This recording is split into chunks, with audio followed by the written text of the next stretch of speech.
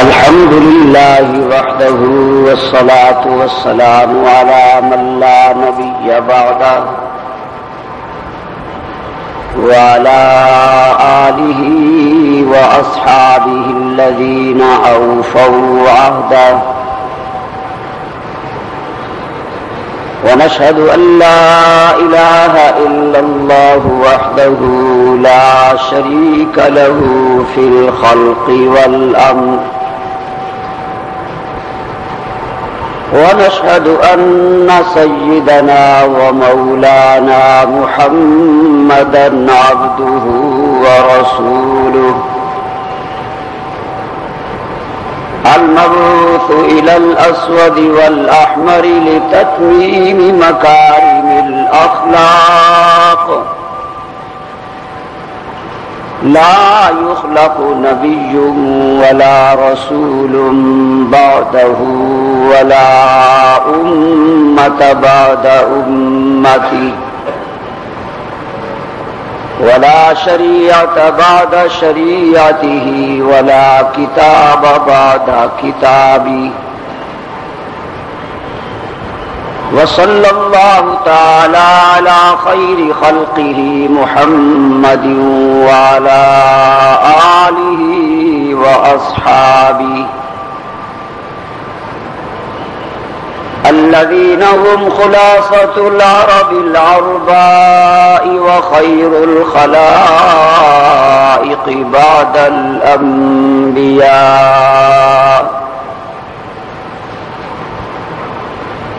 وهم كالنجوم في السماء بأيهم اقتديتم اهتديتم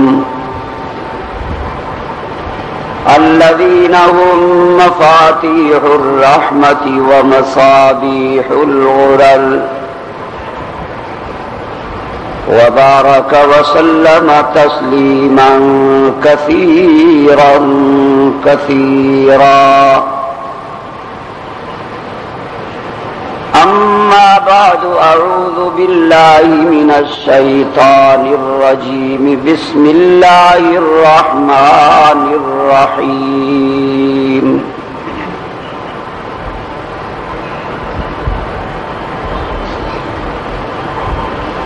قل اللهم مالك الملك تؤتي الملك من تشاء وتنزع الملك ممن تشاء وتعز من تشاء وتذل من تشاء بيدك الخير إنك على كل شيء قدير صدق الله مولانا العظيم وصدق رسوله النبي الأمي الكريم ونحن على ذلك لمن الشاهدين والشاكرين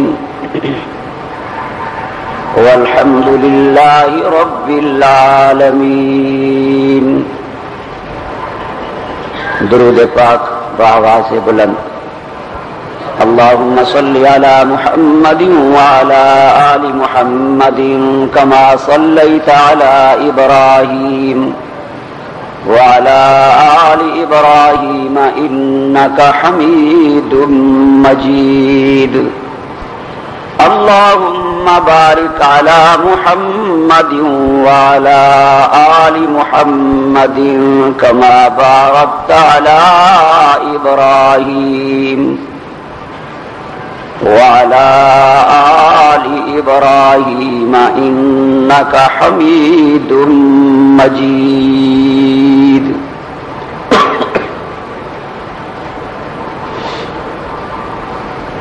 کشکول میں جس روز کوئی بھیک نہ ہوگی،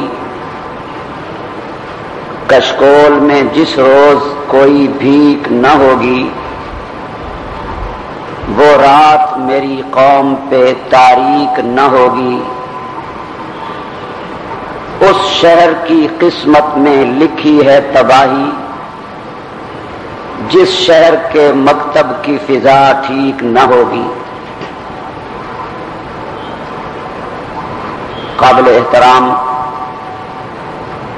بزرگوں، دوستوں، عزیز ساتھیوں، آج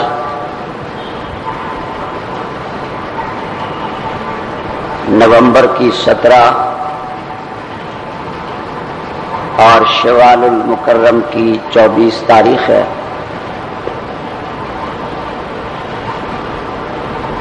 گزشتہ جمعہ کو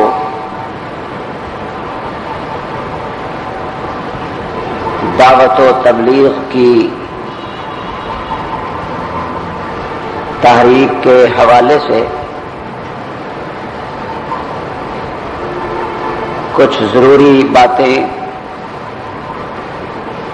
آپ کے گوش گزار کی تھیں۔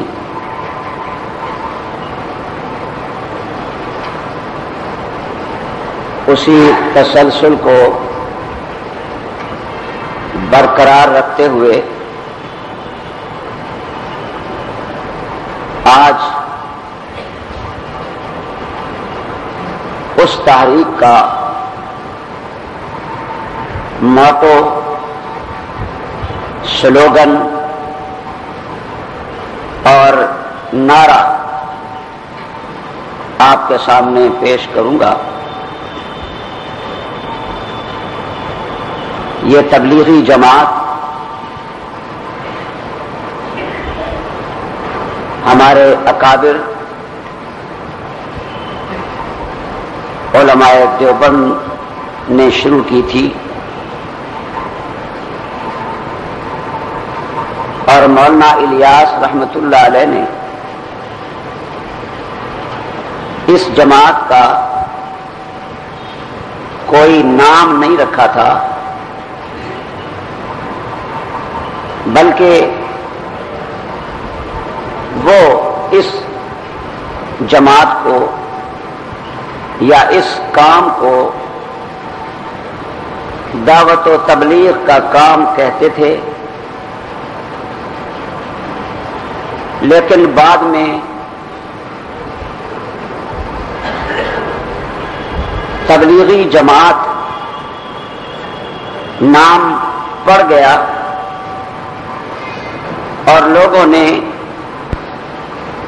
اس نام سے موسوم کر کے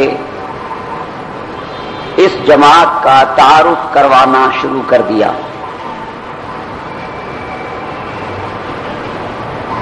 بنیادی طور پر اس جماعت کا مقصد، محور اور منشور اللہ کے بندوں کا اللہ سے ٹوٹا ہوا تعلق جوڑنا ہے۔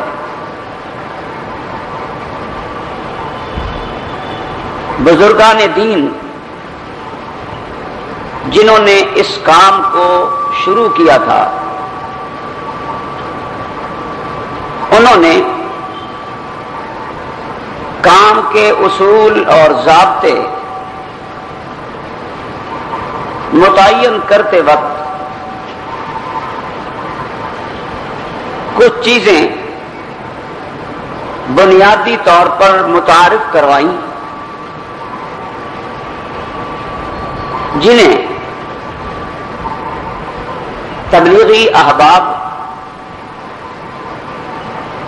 6 نمبروں سے موسوم کرتے ہیں۔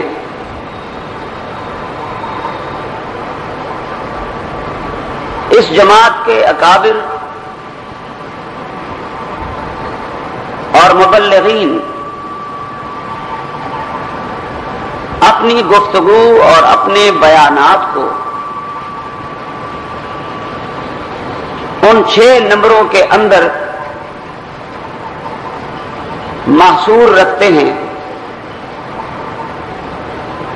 اور اپنے متعلقین کو بھی یہ تاکید کرتے ہیں کہ آپ جب بھی بیان کریں ان 6 نمبروں کے اندر رہ کر کریں. اور وہ 6 نمبر جو انہوں نے متعارف کروائے یا متعین کیے وہ ایسے ہیں کہ اگر ہم ان 6 نمبروں پر ہی عمل کرنے کا فیصلہ کر لیں تو گویا ہم نے پورے دین پر چلنے کا فیصلہ اور عزم کر لیا. ان 6 نمبروں میں سب سے پہلا نمبر ہے کلمہ. سب سے پہلا نمبر کیا ہے؟ کلمہ. لا الہ الا اللہ محمد الرسول اللہ.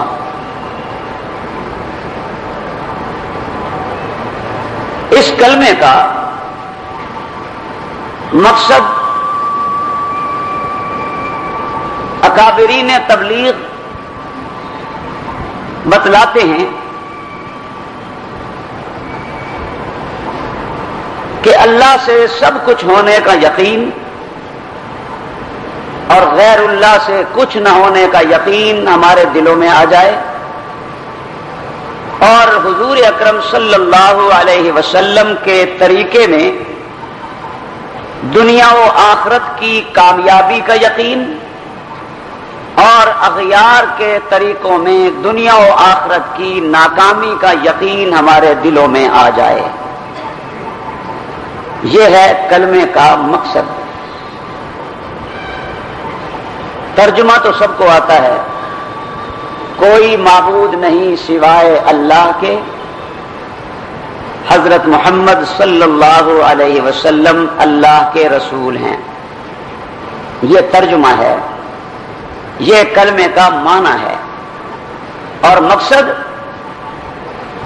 2 اجزاء ہیں کلمے کے، لا الہ الا اللہ اور محمد الرسول اللہ. لا الہ الا اللہ کا مقصد اللہ سے سب کچھ ہونے کا یقین آ جائے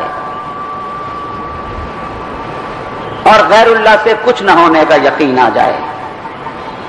اور محمد الرسول اللہ کا مقصد حضور اکرم صلی اللہ علیہ وسلم کے بتائے ہوئے طریقے میں دنیا اور آخرت کی کامیابی اور نجات کا یقین آ جائے اور حضور صلی اللہ علیہ وسلم کے طریقوں کے برعکس دوسروں کے طریقوں میں دنیا اور آخرت کی ناکامی اور نامرادی کا یقین آ جائے. بنیادی طور پر یہی کلمہ ہے کہ جو انسان کے دل میں ایمان کی روشنی ڈالتا ہے اور اس سے انسان کا دل منور ہو جاتا ہے.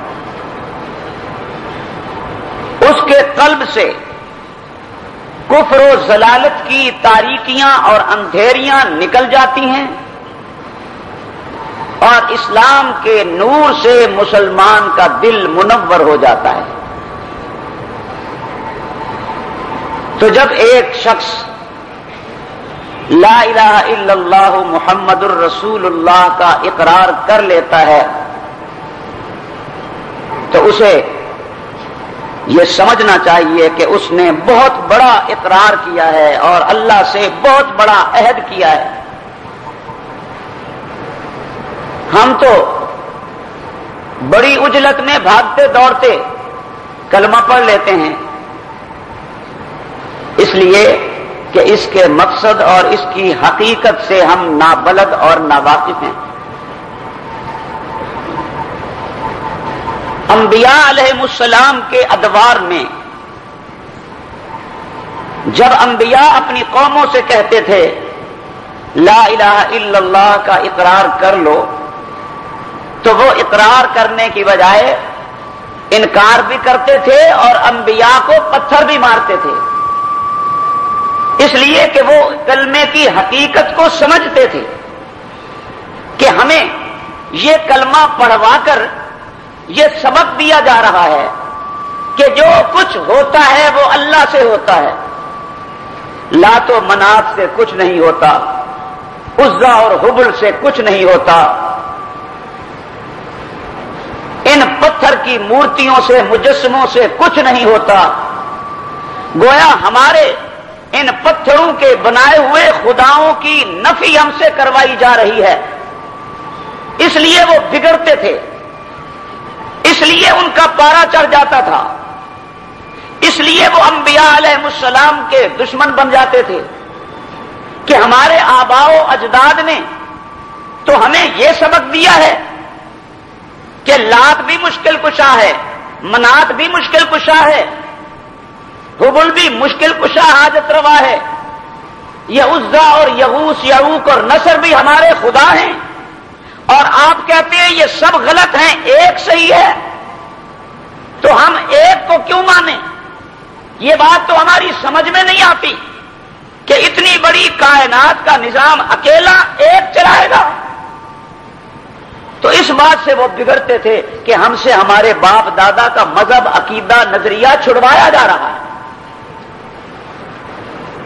ہمیں پتہ نہیں، عربی آتی نہیں، معنی مفہوم کسی کو معلوم ہے کسی کو معلوم نہیں، کلمے کے مقصد سے ناواقفیت ہے۔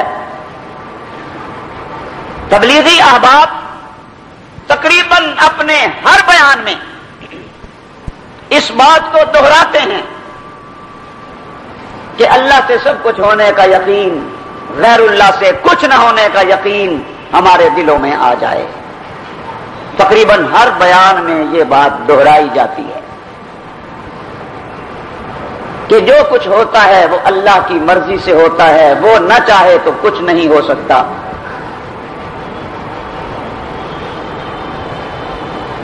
شیخ القرآن مولانا غلام اللہ خان سے کسی نے سوال کیا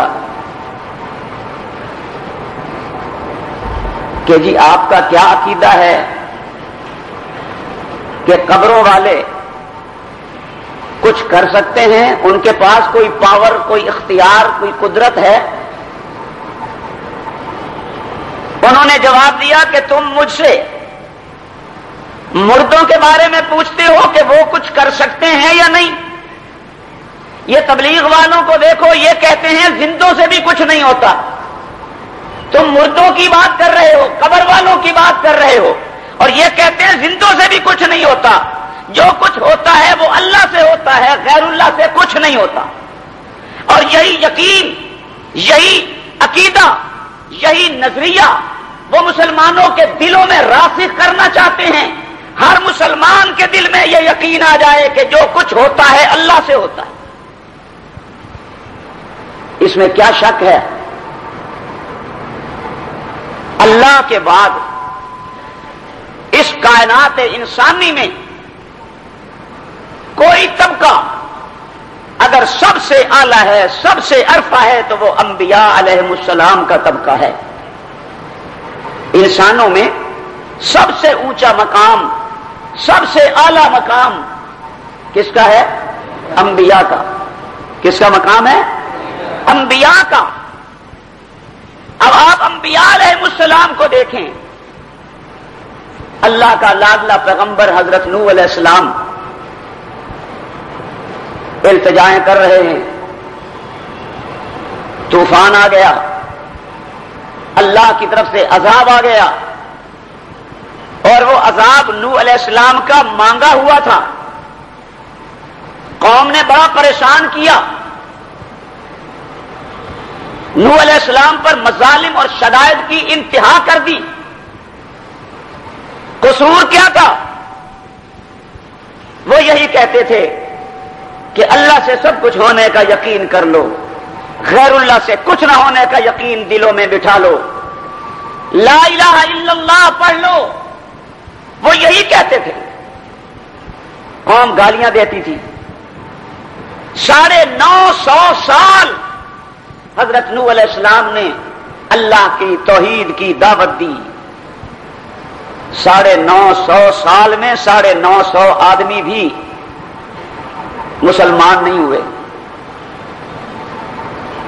پیغمبر نے مارے کھائیں، مصیبتیں جھیلی، پتھر مار مار کے قوم لہو لہان کر دیتی تھی پیغمبر کو.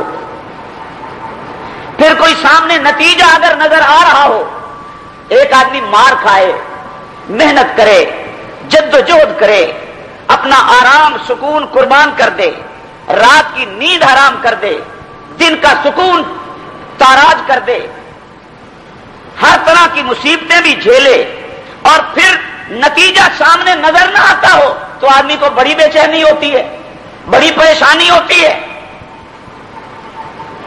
لوگ بھی تانے دیتے ہیں، اتنا عرصہ ہو گیا تمہاری جماعت کو، اتنا عرصہ ہو گیا تم اس مشن پہ کام کر رہے ہو، کیا حاصل ہوا، کیا پایا، کتنی کامیابی ہوئی؟ نبی کے سامنے نتیجہ نہیں ہوتا کہ اس کا نتیجہ اچھا نکلے گا تو میں یہ کام کروں، اور نتیجہ خراب ہو تو کام چھوڑ دوں. نبی یہ دیکھتا ہے کہ میں جس مشن پہ کام کر رہا ہوں یہ مشن ٹھیک ہے یا غلط ہے. اگر وہ مشن ٹھیک ہے، موقف درست ہے، نصب العین صحیح ہے، تو پھر نبی نتائج کی پرواہ نہیں کرتا، فائدہ ہو یا نقصان، پھولوں کی بارش ہو یا پتھروں کی، دعائیں دیں لوگ یا گالیاں، نبی اللہ کی رضا کے لیے اس مشن پہ کاربند رہتا ہے. نتیجہ اللہ کے ہاتھ میں ہوتا ہے، فائدہ ہو تو بھی، نقصان ہو تو بھی نبی کے سامنے صرف اللہ کی رضا ہوتی ہے. وہ چاہتا یہ ہے کہ میں میرے اس فعل سے، میرے کام سے، میری کوشش سے میرا رب راضی ہو جائے. اس لیے وہ نتیجے کی پرواہ نہیں کرتا، اور کوئی اہل حق دنیا میں نتیجے کی پرواہ نہیں کرتا. فائدہ ہو نقصان ہو کچھ بھی ہو، ہم نے وہ کرنا ہے جو اللہ چاہے، ہم نے اس کی مرضی حاصل کرنی ہے، ہمیں تو اس کی رضا چاہیے. نتائج پہ مت جاؤ، ورنہ نوح علیہ السلام کے بارے میں آپ کیا کہیں گے؟ وہ ناکام دنیا سے چلے گئے. کوئی کہہ سکتا ہے کہ حضرت نوح علیہ السلام دنیا سے ناکام چلے گئے، فیل ہو گئے اپنے مقصد میں؟ کوئی نبی فیل نہیں ہوا.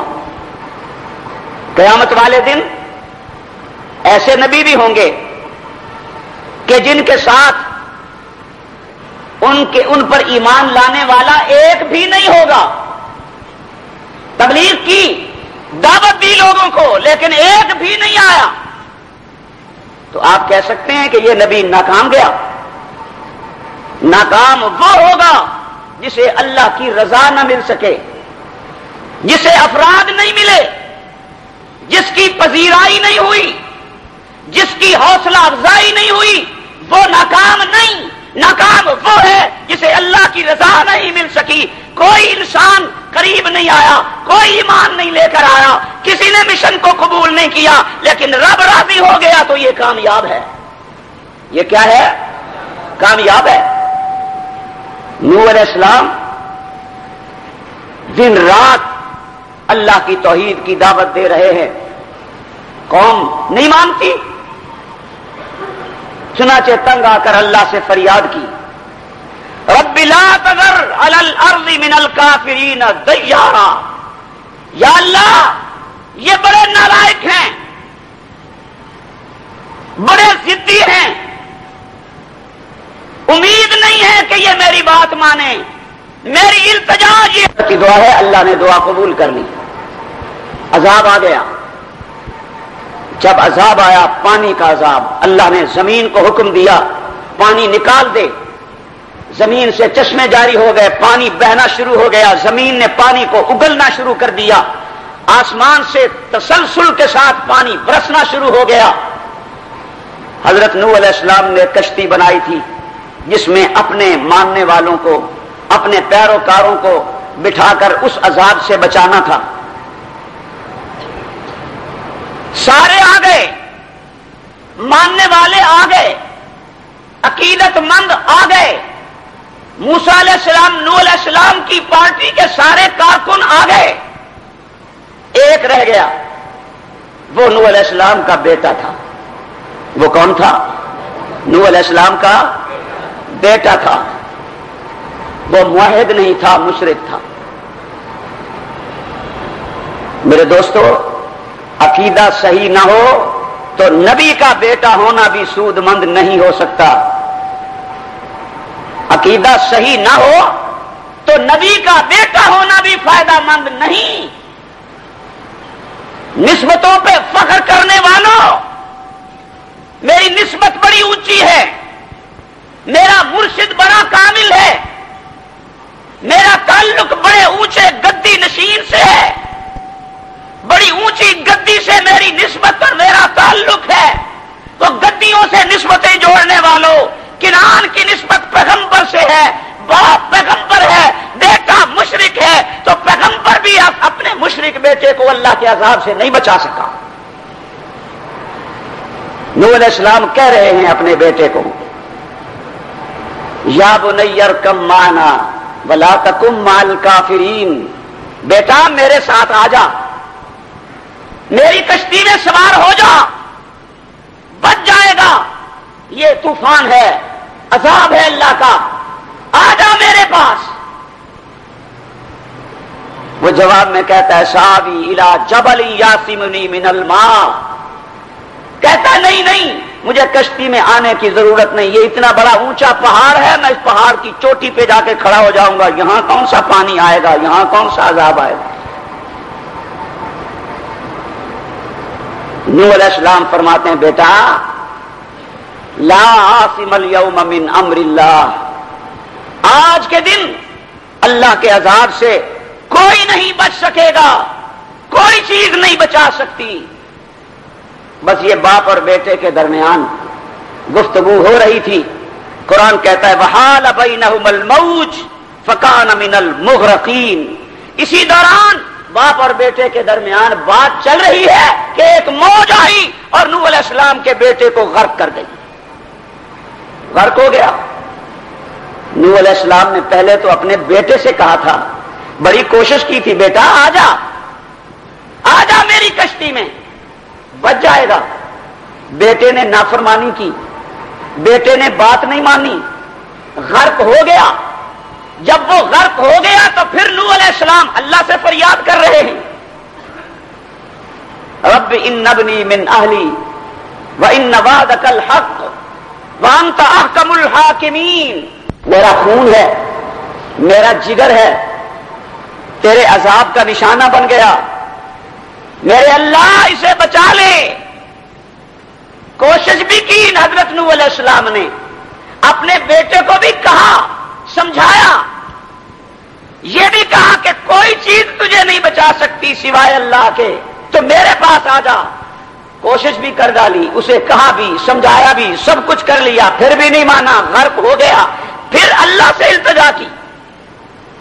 التجا کرنے والا نبی ہے.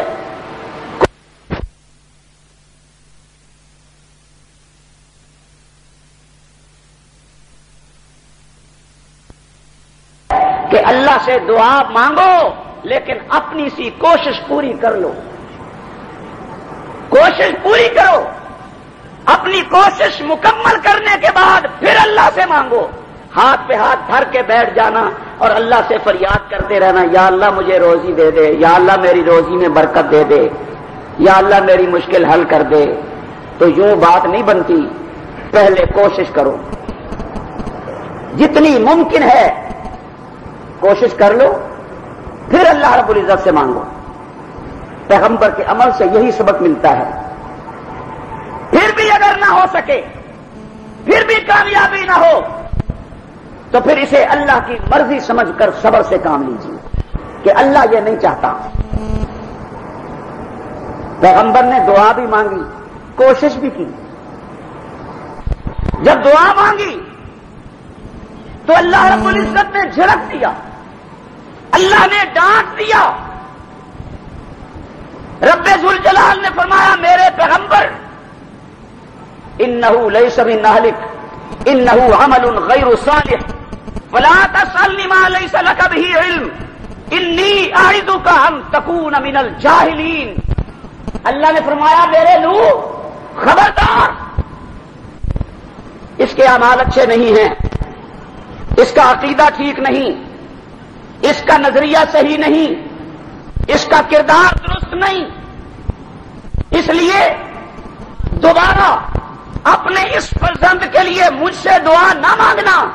اگر دوبارہ تو نے دعا مانگی تو میں تاج نبوت چھین کر جاہلوں میں کھڑا کر دوں گا۔ اللہ نے ڈانٹ دیا اپنے پیغمبر کو۔ نوح علیہ السلام کی کوشش تو تھی، دعا بھی مانگ لی، لیکن بیٹے کو بچا سکے؟ بولو، بیٹے کو اللہ کے عذاب سے بچا سکے؟ کیوں؟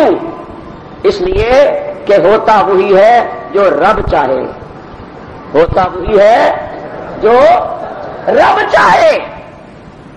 تبلیغی احباب یہی بتاتے ہیں، کلمے کا مقصد یہ ہے کہ اللہ سے سب کچھ ہونے کا یقین دلوں میں آ جائے، اور یہ واقعات ہیں جن سے پتہ چلتا ہے کہ مدعی لاکھ برا چاہے تو کیا ہوتا ہے؟ وہی ہوتا ہے جو منظور خدا ہوتا ہے، جو اللہ چاہے وہی ہوتا ہے۔ نبی انسانی طبقات میں سب سے اونچا مقام رکھتا ہے۔ کوئی ولی، کوئی غوث، کوئی کتب، کوئی ابدال، کوئی تابی، کوئی مجتہد، کوئی فقیہ، کوئی صحابی ادنا درجے کے نبی کی عظمت کو نہیں پہنچ سکتا۔ تو جب نبی کے چاہنے سے بھی کچھ نہیں ہوتا تو بابا ولایت علی شاہ کے چاہنے سے کیا ہوگا؟ نبی کے چاہنے سے جب کچھ نہیں ہو سکتا تو سلطان باہو کیا کریں گے؟ یہ سارے اولیاء کرام اللہ کے در کے محتاج ہیں، یہ سب اسی سے مانگتے ہیں، اور ساری دنیا کو یہی سبق دے کے گئے ہیں کہ اللہ سے سب کچھ ہونے کا یقین دلوں میں آ جائے۔ نوح علیہ السلام اپنے بیٹے کو بچانا چاہتے ہیں، بیٹا بچ گیا؟ بولو۔ نوح علیہ السلام نبی ہیں جنہیں ثانی آدم کہا جاتا ہے، بچانا چاہتے ہیں اپنے بیٹے کو، اور بچانے کے لیے زور بھی لگا لیا، دوا بھی کر لی، دعا بھی کر لی۔ بچا سکے؟ سارے بولو، بچا سکے؟ یہ پیغمبر اپنے بیٹے کو بچانا چاہتا ہے، رب اس کے بیٹے کو مارنا چاہتا ہے، تو ہوا وہی جو رب چاہتا تھا، ہوا وہی جو رب چاہتا تھا۔ ایک اور پیغمبر ہے، وہ اپنے بیٹے کو ذبح کرنا چاہتا ہے، یہ بچانا چاہتا ہے، رب مارنا چاہتا ہے، تو وہی ہوا جو رب نے چاہا۔ وہ دوسرا پیغمبر ہے، وہ اپنے بیٹے کو ذبح کرنا چاہتا ہے، اس کی کوشش بھی ہے ذبح ہو جائے، چھری بھی چلا دی۔ فلما اسلما وتلہ للجبین، دونوں تیار بھی ہو گئے۔ ابراہیم علیہ السلام چھری چلانے کے لیے، اسماعیل علیہ السلام گردن کٹانے کے لیے، دونوں تیار ہیں۔ ابراہیم علیہ السلام نے چھری چلائی بھی، اور پوری قوت سے چھری چلائی ابراہیم علیہ السلام نے۔ پھر نبی کی قوت عام آدمی کی قوت نہیں ہوتی، نبی جس قوم کی طرف بھیجا جاتا ہے اس پوری قوم سے زیادہ قوت اور طاقت اللہ رب العزت اس قوم کے نبی کو عطا کرتا ہے۔ چھری کی مجال ہے نہ چلے، لیکن چھری کیوں نہیں چلتی؟ اس لیے کہ جو تقدیر کا مالک ہے وہ اسے چلنے نہیں دیتا۔ جب وہ نہیں چلنے دیتا تو دو نبی چاہتے ہیں چھری چلے، چلانے والا بھی چاہتا ہے چھری چل جائے، گردن کٹانے والا بھی چاہتا ہے چھری چل جائے، لیکن رب چاہتا ہے نہ چلے۔ ہوا وہی جو رب چاہتا تھا، وہی ہوا جو رب چاہتا تھا۔ اسی لیے تو کہا جاتا ہے اللہ سے سب کچھ ہونے کا یقین، غیر اللہ سے کچھ نہ ہونے کا یقین۔ انبیاء بھی تو غیر اللہ ہیں۔ ابراہیم علیہ السلام نے کتنی کوشش کی ہے، ایک پیغمبر اپنے بیٹے کو بچانا چاہتا ہے، بچا نہیں سکا۔ دوسرا پیغمبر اپنے بیٹے کو ذبح کرنا چاہتا ہے، ذبح نہیں کر سکا۔ اللہ رب العزت نے فیصلہ سنا دیا، قد صدقت الرؤیا انا کذالک نجزی المحسنین۔ ان ھذا لہو البلاء المبین. اللہ رب العزت نے فرمایا میرے خلیل یہ تیرے لیے بڑا امتحان تھا، بہت بڑی آزمائش تھی، تو کامیاب ہو گیا ہے. میں یہی چاہتا تھا جو ہو گیا ہے، جو تو کرنا چاہتا تھا وہ میں نہیں چاہتا تھا. میری منشا تھی کہ تو اور تیرا بیٹا میرے حکم کے آگے سر تسلیم خم کر لے، آپ جھک جاؤ میرے حکم کے سامنے. تم بھی جھک گئے، تو نے بھی میری بات مان لی، اسماعیل علیہ السلام بھی جھک گئے. میں یہی چاہتا تھا کہ میری محبت تمہارے دلوں میں غالب آ جائے، باپ کی محبت سے زیادہ، بیٹے کی محبت سے زیادہ. تم نے میری منشا کو پورا کر دیا. میں چاہتا تھا امتحان لینا، امتحان میں تم کامیاب ہو گئے. اسماعیل کی گردن کاٹنا مقصود نہیں تھی، اس لیے وہ بچ گیا. چونکہ میں بچانا چاہتا تھا، اور جب میں بچانے پہ آ جاؤں تو کوئی مار نہیں سکتا. وہاں پیغمبر بچانا چاہتا ہے، رب مارنا چاہتا ہے. یہاں پیغمبر ذبح کرنا چاہتا ہے، رب بچانا چاہتا ہے. ہوا وہی جو رب چاہتا تھا، ہوا وہی جو رب چاہتا تھا. کلمے میں یہی بات سکھائی جاتی ہے، یہی عقیدہ دیا جاتا ہے کہ یہ بات ذہن میں راسخ کر لو کہ جو ہوتا ہے اللہ سے ہوتا ہے، غیر اللہ سے کچھ نہیں ہوتا. کتنی بڑی دعوت ہے. لوگ کہتے ہیں یہ تبلیغ والے ٹھیک ہیں، بڑے پیارے دھیمے انداز میں بات کرتے ہیں، کسی کو کچھ نہیں کہتے، سیدھی سیدھی ان کی باتیں ہوتی ہیں. یہی کلمے کی بات میں کروں تو لوگ کہتے ہیں بڑی سخت بات کی، اور وہ یہی بات کہتے ہیں تو لوگ کہتے ہیں جی یہ کتنی اچھی بات کرتے ہیں. کہتے وہ بھی وہی ہیں کہ سب کچھ اللہ سے ہوتا ہے، اللہ کے ماں سوا کسی سے کچھ نہیں ہوتا. یہ شرک کی نفی ہے، شرک کی جڑ کٹ رہی ہے. یہ وہ ماٹو اور سلوگن ہے جو آدم علیہ السلام سے لے کر حضور اکرم صلی اللہ علیہ وسلم تک ہر نبی نے دیا ہے. یہ اتنا بڑا پروگرام، اتنی بڑی دعوت کہ جو کچھ ہوتا ہے اللہ سے ہوتا ہے، اللہ نہ چاہے تو کچھ نہیں ہوتا. موسیٰ علیہ السلام پیدا ہو گئے. فرعون کو نجومیوں نے بتا دیا تھا کہ بنی اسرائیل میں ایک بچہ پیدا ہونے والا ہے جو تیرے تخت کو تاراج کر دے گا، تیری حکومت کا خاتمہ ہو جائے گا. اس نے اعلان کروا دیا کہ میری مملکت، میری سلطنت میں جہاں کہیں کوئی بچہ پیدا ہو اسے مار دیا جائے، قتل کر دیا جائے، قتل کر دو. بچوں کو قتل کیا جانے لگا. پھر لوگوں نے کہا یہ کیا کر رہے ہو، نسل ختم ہو جائے گی.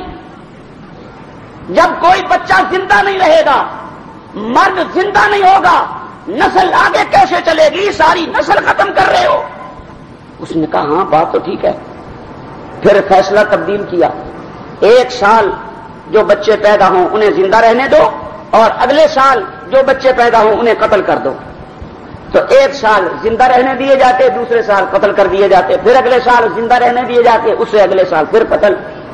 یہ سلسلہ شروع ہو گیا کہ وہ نہ پیدا ہو، وہ نہ آئے جس نے میری حکومت کا تختہ الٹنا ہے، وہ نہ آئے. لیکن جب اللہ چاہتا ہے تو پھر آ کے رہتا ہے، کوئی روک نہیں سکتا. ذوالفقار علی بھٹو نے جنرل ضیاء الحق کو، کئی جنرلوں کو پیچھے کر کے اس کو آگے کیا تھا کہ یہ میرا بندہ ہے، یہ میرا اپنا آدمی ہے. اس کو آگے کیا کہ تم جنرل ہو. تو بھٹو کا تختہ الٹنے والا پھر کون تھا؟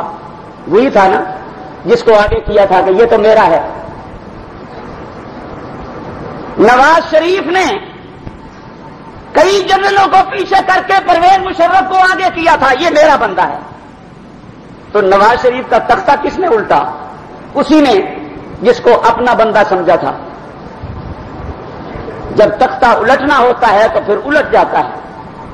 ہر آنے والا حاکم اپنے گرد و پیش ان لوگوں کو رکھتا ہے جو اس کے وفادار ہوں، اس کے ہمدرد ہوں.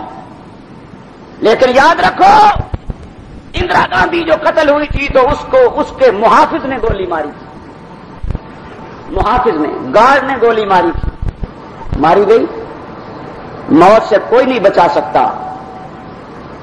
اگر اچھی موت چاہتے ہو تو اللہ کو راضی کر لو، اس پہ بھروسہ کرو، اس پہ یقین کرو، اس لیے کہ سب کچھ اسی کے حکم سے ہوتا ہے. وہ نہ چاہے تو کچھ نہیں ہوتا. لوگوں کو راضی مت کرو، پبلک کو راضی مت کرو، فوج، سپاہ، پولیس، رینجر، ان کو راضی نہ کرو، اللہ کو راضی کرو. جب اللہ راضی ہوگا تو ان کے دلوں میں وہ تمہاری عظمت اور محبت ڈالے گا، اور جب وہ ناراض ہو گیا تو ساری دنیا مل کر تمہیں نہیں بچا سکے گی. بھٹو کی پھانسی کا جب آرڈر آیا تو تمام ممالک سفارشیں کر رہے تھے، پھانسی کی سزا نہ دو، عمر قید میں تبدیل کر دو، پھانسی نہ دو. سارے ملک سفارشیں کر رہے ہیں، لیکن پھانسی لگی کہ نہیں لگی؟ پھانسی لگی کہ نہیں لگی؟ لگ گئی نا. اس لیے کہ مسلمانوں کا عقیدہ یہ ہے کہ وہی ہوتا ہے جو منظور خدا ہوتا ہے. یہی بات تو تبلیغ والے کہتے ہیں، اللہ سے سب کچھ ہونے کا یقین. موسیٰ علیہ السلام پیدا ہوئے اور اس سال پیدا ہوئے جس سال وہ بچوں کو ذبح کروایا کرتا تھا. اللہ کی قدرت دیکھیے، اس نے کہا تو میرے سے مقابلہ کرتا ہے، میں نے تیری حکومت کا تختہ الٹنے کے لیے جس کو پیدا کرنا ہے تو اس کی خاطر سب کو مرواتا چلا جا رہا ہے. یاد رکھ، میں اسے پیدا کروں گا اور پیدا اس سال کروں گا جس سال تو پیدا ہونے نہیں دیتا، جس سال تو زندہ رہنے نہیں دیتا، میں اسی سال پیدا کروں گا. 70,000 بچے اس نے ذبح کروا دیے. 70,000. میرے دوستو، آج تو اس سے بھی بڑے فرعون آ گئے. اس نے 70,000 ذبح کروائے اور بعد والوں نے تو لاکھوں ذبح کروا دیے، لاکھوں ذبح کروا دیے کہ اسامہ نہ بچ پائے، ملا عمر نہ بچ سکے،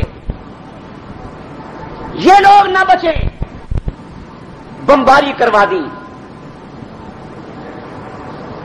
بڑے بڑے خطرناک قسم کے ایٹم بموں سے، ڈیزی کٹر سے، بمبار طیاروں سے کئی علاقوں کو تہس نہس کروا دیا.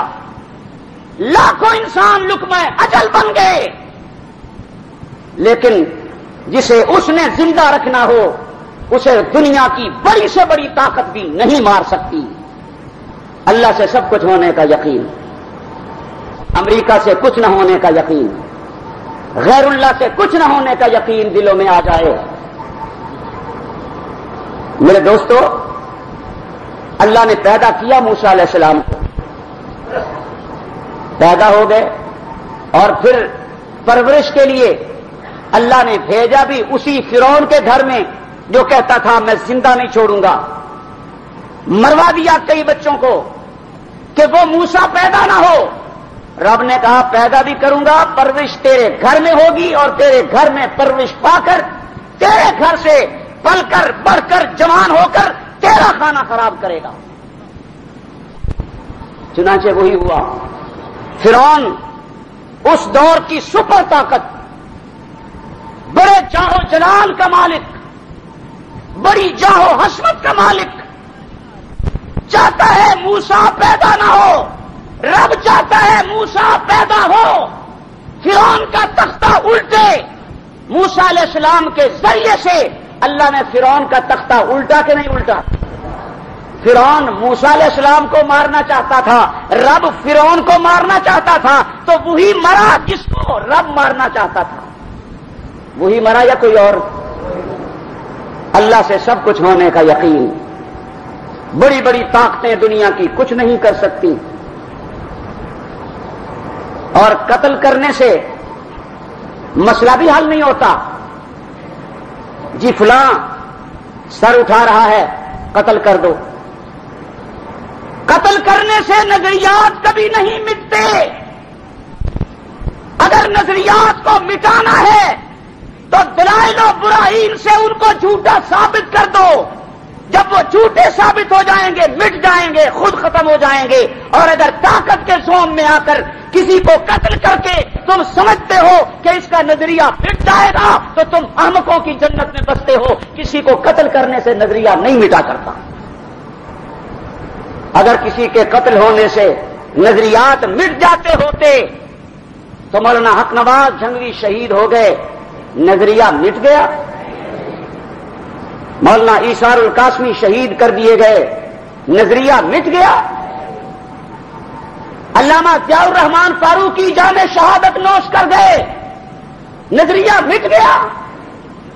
مولانا اعظم طارق جامِ شہادت نوش کر گئے, نظریہ ختم ہو گیا. قاری سعید الرحمان نے جامِ شہادت نوش کر لیا کراچی میں, نظریہ ختم ہو گیا. کسی کو قتل کر دینے سے نظریہ ختم نہیں ہوتا.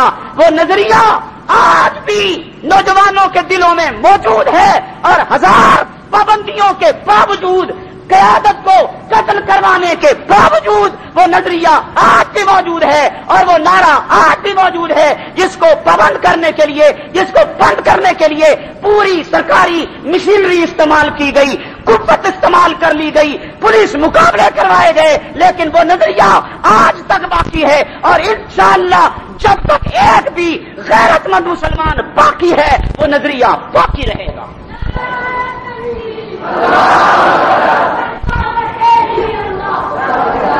میرے دوستو,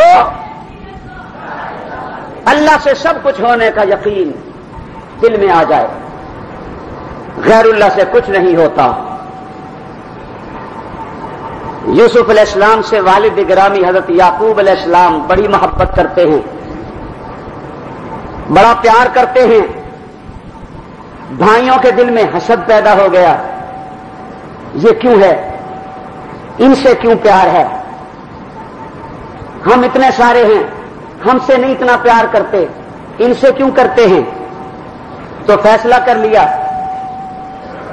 اقتلوا یوسف, یوسف کو قتل کر دو.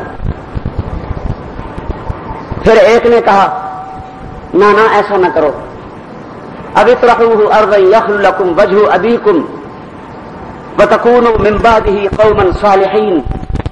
یوسف کو باپ کی نظروں سے جدا کر دو, دور کر دو, ایسی جگہ پہنچا دو جہاں باپ کی نگاہیں نہ پہنچ سکیں. جب یہ ہوں گے نہیں سامنے, جب یہ نظر نہیں آئیں گے تو باپ کیسے محبت کرے گا, وہ پھر مجبوراً ہماری طرف توجہ کرے گا. بھائی یوسف کو مارنا چاہتے ہیں, باپ سے جدا کرنا چاہتے ہیں, الگ کرنا چاہتے ہیں, نقصان پہنچانا چاہتے ہیں. اللہ یوسف علیہ السلام کو تخت مصر پہ بٹھانا چاہتا ہے تو ہوا وہی جو اللہ چاہتا تھا, ہوا وہی جو رب چاہتا تھا. اس لیے یہ عقیدہ بنا لو. حضور اکرم صلی اللہ علیہ وسلم ہجرت کر کے مدینہ تشریف لے جا رہے ہیں. کافروں نے میٹنگ کر لی ہے کہ ان کو قتل کر دیا جائے. تلواریں سونتے ہوئے حضور صلی اللہ علیہ وسلم کے مکہ میں گھر کے گرد کھڑے ہو گئے, محاصرہ کر لیا. اندر نہیں گئے, باہر آنے کا انتظار کر رہے ہیں کہ حضور باہر آئیں گے تو ہم سب یکبارگی حملہ کر دیں گے تاکہ کسی ایک قوم, کسی ایک قبیلے پر خون نہ آئے, سارے مشترکہ طور پہ قتل کریں گے. انتظار کر رہے ہیں, اندر نہیں جا رہے. کیوں؟ چادر اور چار دیواری کا تقدس انہیں بھی عزیز تھا. تھے کافر, تھے مشرک, برے لوگ تھے, لیکن اتنا لحاظ انہیں بھی تھا کہ گھر میں کودنا مناسب نہیں. یہ ہماری بے عزتی ہے, یہ ذلت ہے کہ کسی کے گھر میں کودا جائے. اب تو ایسی کوئی بات ہی نہیں, جس کے گھر میں چاہو کود جاؤ. باہر کھڑے ہیں, محاصرہ کیا ہوا ہے. کیوں محاصرہ ہے؟ حضور اکرم صلی اللہ علیہ وسلم کو قتل کرنا چاہتے ہیں. یہ سارے مل کر حضور کو قتل کرنا چاہتے ہیں اور رب اکیلا حضور کو بچانا چاہتا ہے. رب نے کہا میرے محبوب یہ کھڑے ہیں, مٹی اٹھا زمین سے شاہت الوجوہ پڑھ کے پھینک دے، پھر دیکھنا کس طرح ان کو میں اندھا کرتا ہوں، مٹی پھینک کے تو نکل جا۔ میرے پروردگار یہ تو چاروں طرف کھڑے ہیں، محاصرہ کیا ہوا ہے، تو مٹی تو ایک طرف پھینکوں گا، باقی 3 طرف تو ہیں۔ رسول اللہ صلی اللہ علیہ وسلم نے یہ التجا کی تو رب ذوالجلال نے فرمایا محبوب مٹی پھینکنا تیرا کام ہے، اور چاروں طرف اس مٹی کو پھیلا کر سب کو اندھا کر دینا تیرے خالق کا کام ہے۔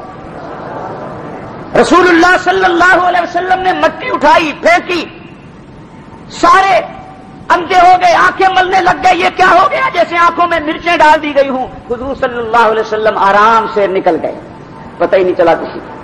جب نکل گئے تو بعد میں ہوش آئی، اوہو وہ تو نکل گئے۔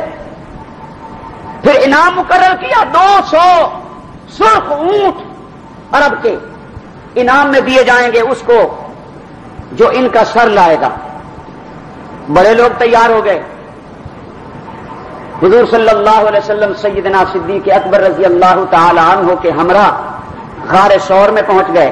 یہ تلاش کرنے والے، یہ چھاپا مار ٹیم، یہ ابو جہل کی پولیس، یہ وارنٹ لیے ہوئے تعاقب میں ہے، غار ثور کے دروازے پہ پہنچ گئے ہیں، دہانے پہ پہنچ گئے، قدموں کے نشان نظر آ رہے ہیں، نشان قدموں کے غار کے اندر جا رہے ہیں، غار سے آگے نشان کوئی نہیں۔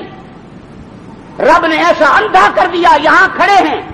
حضرت ابو بکر صدیق رضی اللہ تعالی عنہ بارگاہ رسالت میں عرض کرتے ہیں آقا یہ سامنے کھڑے ہیں باہر، ہم اگر ذرا سا جھک کے دیکھیں تو ہم ان کو نظر آ جائیں گے، کہاں جائیں؟